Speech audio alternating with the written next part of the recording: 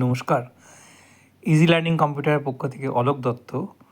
আজকে আমি একদম বেসিক কম্পিউটারের একদম শুরু থেকে ক্লাস করতে চাইছি, যে কম্পোনেন্টের কী কম্পিউটারের সিস্টেম এবং তার কী বেসিক জিনিসগুলো আছে সেটা নিয়ে আজকে আলোচনা করছি। কম্পিউটার সিস্টেম অ্যান্ড অর্গানাইজেশন, সেই অর্গানাইজেশনের মধ্যে কী আছে সেটা একটুখানি আমরা আলোচনা করছি।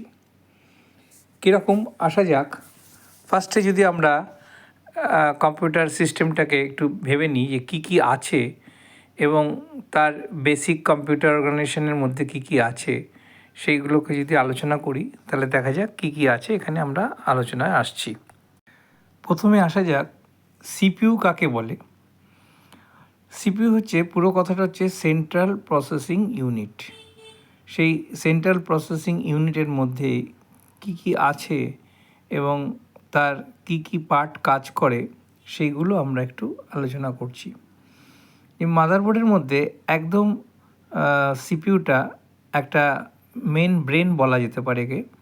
সেই সিপিইউ সেই মাদারবোর্ডের মধ্যে ইনসার্ট থাকে, দেখতে খুবই ছোট, কিন্তু আমরা যেমন মানুষের একটা ব্রেন থাকে তেমনি কম্পিউটারের যে অংশটা সিপিইউ, সেন্ট্রাল প্রসেসিং ইউনিট, তাকে আমরা ওটাকে ব্রেন বলে থাকি। তো সিপিইউর যে পার্টগুলো আছে সেই অংশটাকে আমরা একটু যদি ব্রেক করে দেখাই, যে একটাকে আমরা বলছি এএলইউ অর্থাৎ অ্যারিথমেটিক লজিক ইউনিট, আর একটা হচ্ছে কন্ট্রোল ইউনিট। এই দুটো ইউনিটকে নিয়ে আমরা টোটাল সিপিইউ যে কাজ করে সেই সেন্ট্রাল প্রসেসিং ইউনিট পুরোপুরি এই দুটো ইউনিটের উপর নির্ভর করে। তো আসা যাক এই নির্ভরতা কিভাবে অ্যাক্সেস করে এবং মাদারবোর্ডের মধ্যে কিভাবে কাজ করে সেটা নিয়ে আমি আজকে আলোচনা করছি।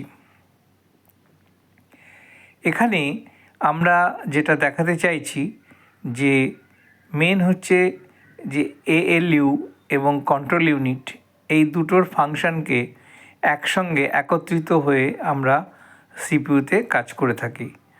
আমি পুরো ডেসক্রিপশান এখানে লিখে দিয়েছি, আপনারা যারা বুঝতে অসুবিধা হবে তারা আস্তে আস্তে পজ করে করে দেখে এটা কিভাবে কাজ করে এবং তার কিভাবে ফাংশন শুরু হয়, পুরো ডিটেলসটা আমার এখানে দেওয়া আছে।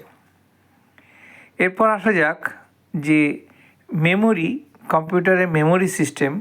আমরা নর্মালি মেমোরিটাকে দুটো ভাগে ভাগ করে থাকি। একটাকে বলা হয় প্রাইমারি মেমোরি আর আরেকটা অংশকে বলা হয় সেকেন্ডারি মেমোরি।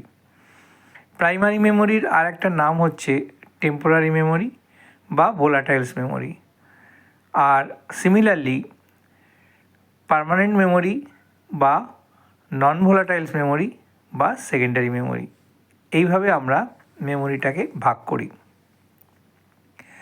প্রাইমারি মেমোরির এক্সাম্পল কি? প্রাইমারি এক্সাম্পল হচ্ছে র্যাম, রম, এই সমস্ত হচ্ছে প্রাইমারি মেমোরির মধ্যে পড়ে। আর সেকেন্ডারি মেমোরির মধ্যে কি পড়ে? সেকেন্ডারি মেমোরির মধ্যে আছে hard disk, pen drive, CD drive, DVD, এই সমস্ত হচ্ছে আমরা বলতে পারি যেটা সেকেন্ডারি মেমোরির মধ্যে পড়ে। বর্তমানে যে সমস্ত এসএসডি হার্ড ডিস্ক, এনভিএমই, এই সবই হচ্ছে সেকেন্ডারি মেমোরির মধ্যে পড়ছে। প্রাইমারি মেমোরিতে আরেকটা জিনিস একটু ব্যাখ্যা করলে ভালো হয়, সেটা হচ্ছে যে র্যাম, রম যেমন বললাম, তেমনি ইপ্রম, ইরেজেবল প্রোগ্রামিং র্যাম, এগুলোও কিন্তু প্রাইমারি মেমোরির মধ্যে পড়ে। অর্থাৎ র্যাম রিলেটেড যা কিছু, ইভেন ক্যাশ মেমোরি, সব কিছুই আমরা দেখতে পাচ্ছি যে প্রাইমারি মেমোরির মধ্যে পড়ছে। এগুলো যতক্ষণ পাওয়ার অন থাকে, অর্থাৎ বোর্ডটা যতক্ষণ অ্যাক্টিভ থাকে, তখন কিন্তু এগুলো কাজ করে। এগুলো পাওয়ার অফ হয়ে গেলে এর আর কোনো কাজ হয় না।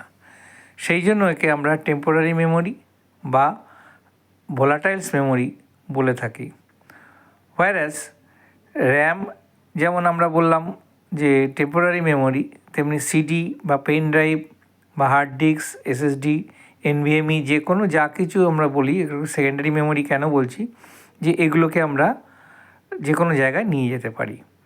তো আমার এই আজকের এটা যদি ভালো লাগে তাহলে অবশ্যই লাইক, শেয়ার আর সাবস্ক্রাইব করবেন। ধন্যবাদ।